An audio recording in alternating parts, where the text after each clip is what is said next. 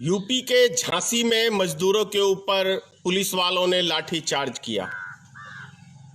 हरियाणा में मजदूरों के ऊपर पुलिस वालों ने बेदर्दी से लाठीचार्ज किया। महाराष्ट्र बोल रहा हूं, गुजरात के अंदर पुलिस वालों ने बहुत ही बेरहमी के साथ पुलिस वालों ने मजदूरों के ऊपर लाठीचार्ज किया। यूपी के अंदर बस पलट जाती है, 31 आदमी की मृत्यु हो जाती है। यूपी के अंदर ही ट्रक आमने सामने टकराता है, 26 व्यक्तियों की मौत हो जाती है। लगातार मजदूरों का मरना एक्सीडेंट के माध्यम से, चाहे पुलिस ने मारा, कुछ ये हजम नहीं हो रहा है। हजम इसलिए नहीं हो रहा है कि जो सरकार इतने सारे दावे करके सत्ता में आई थी देश की तकदीर बदलने के लिए, और वो अचानक से 5,65,000 कंपनियों को बंद करने का काम करती है। उसके बाद अचानक से लॉकडाउन करके पूरे भारत की जनता का काम काज ठप करने का काम करती है। अचानक से डिसीजन लेके नोटबंदी करके पूरे भारत का काम काज ठप करने का काम करती है। वो सरकार बेहतर कैसे हो सकती है? और उससे भी बड़ा शर्मनाक कल बयान निर्मला सीतारमण, वित्त मंत्री भारत सरकार का जो महिला है सीतारमण, उसने जो कल बयान दिया है मजदूरों के प्रति, शर्मसार करने वाला यह बयान है कि राहुल गांधी बैग उठा के कंधे पे लेके क्यों नहीं गए। तो आपको सीतारमण जी बता दूं, ये बैग उठाने का ठेकेदारी 5 साल के लिए जनता ने आपको दिया है। आपको इस देश की जनता का बैग उठा के आपका काम है ले जाना। भारत की जनता ने 5 साल के लिए भाजपा सरकार को चुना है, और भाजपा सरकार का काम है एक एक देशवासियों का झोला उठाना कंधे के ऊपर। यही मांगा था ना नरेंद्र मोदी ने, मुझे 60 दिन दे दो, 60 दिन में मैं देश का आपका तक। प्रधानमंत्री ने 60 महीने मांगे थे, 60 महीने दिए। क्या कर लिया प्रधानमंत्री ने? फिर से 60 महीने दिए।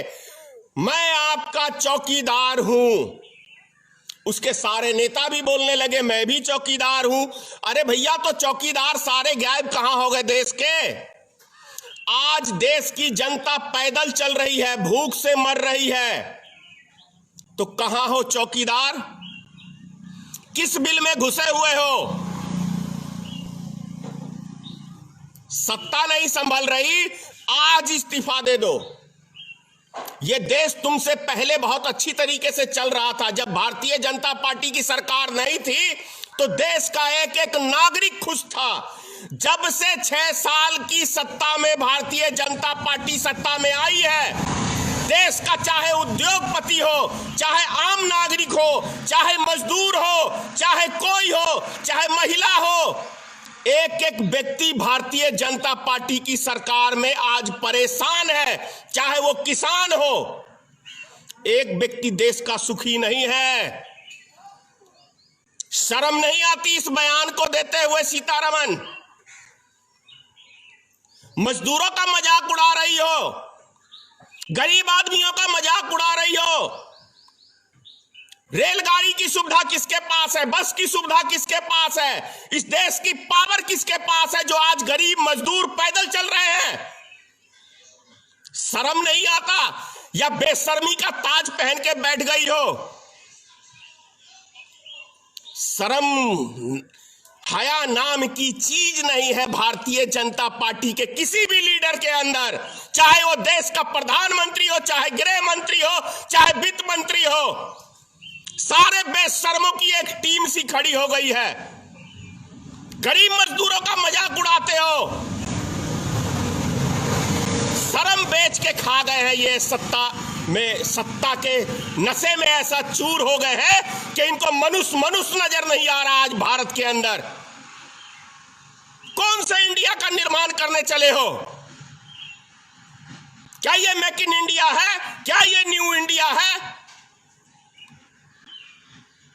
3000 करोड़ का गुजरात में मूर्ति बनाते हो और 1000 करोड़ रुपए गरीब मजदूर पे नहीं खर्च कर सकते। शर्म नहीं आती? 20 लाख करोड़ की फंडिंग की बात कर रहे हो। सिर्फ 1000 करोड़ की बात थी, ये 100 करोड़ की बात थी। सिर्फ सारे देश के मजदूर अपने अपने घरों को पहुंच जाते, वो भी मजदूरों के लिए नहीं है। मत देश के अंदर मत किसी ने दिया है तो वो गरीब जनता का मत पड़ता है, सॉलिड। इस बात को कभी मत भूलना। 5 साल बीतते समय नहीं लगेंगे, 5 साल बीतते समय नहीं लगेंगे। नरेंद्र मोदी जी मजाक उड़ाते हो गरीब जनता का, बिहार वासियों का, उत्तर प्रदेश वासियों का, झारखंड वासियों का, बंगाल के लोगों का मजाक उड़ाते हो। यह मजाक नरेंद्र मोदी जी बहुत महंगा पड़ेगा। यह मजाक बहुत महंगा पड़ेगा, क्योंकि जब यह लॉकडाउन खुलेगा, गुजरात की फैक्ट्रियों में ताले लगे हुए नजर आएंगे, तुम्हें मजदूर नहीं मिलेगा। महाराष्ट्र के फैक्ट्रियों में ताले लटके हुए नजर आएंगे, तुम्हें मजदूर नहीं मिलेगा। और जो उद्योगपतियों पे कूद रहे हो ना, जब उनके घर में ताले लगेंगे तब समझ में आ जाएगा क्या दिन है और क्या रात है। अरे राजनीतिक तो कभी की ही नहीं। बीमारी तो हिंदू मुसलमान की देश में फैला के मत लिया, कभी विकास के नाम पे नहीं मिला। गरीब आदमियों का मजाक उड़ाते हो, मजदूर आदमियों का मजाक उड़ाते हो। शर्म नहीं आती? बेहया प्रधानमंत्री, बेहया सीतारमन, जरा भी शर्म लिहाज नाम की चीज नहीं है।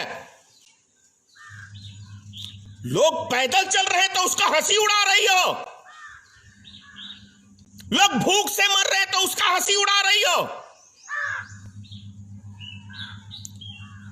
बेशर्मी का ताज पहन के बैठ गई हो सत्ता में। ये ज्यादा दिन नहीं रहेगा, ये ज्यादा दिन नहीं रहेगा, ये बर्दाश्त नहीं है। वादा करता हूं मैं अपने बिहार के मजदूरों से, बहुत जल्द वो समय आएगा बिहार के अंदर कि बिहार के लोग पलायन नहीं करेंगे। बहुत जल्द आएगा।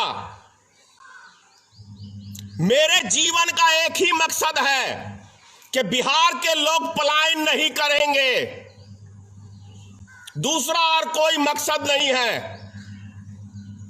मैं सत्ता का लोभी नहीं हूं, ना ही बहुत जल्दी वो समय आएगा बिहार का कि लोग बिहार के अंदर रोजी रोजगार तलाशने के लिए आएंगे। लॉकडाउन खुलने दो माननीय प्रधानमंत्री जी, वो दिन आएगा। और ये धनेश्वर महतो वचन दे रहा हूं बिहार की जनता को कि बिहार में रोजगार मिलेगा। मैं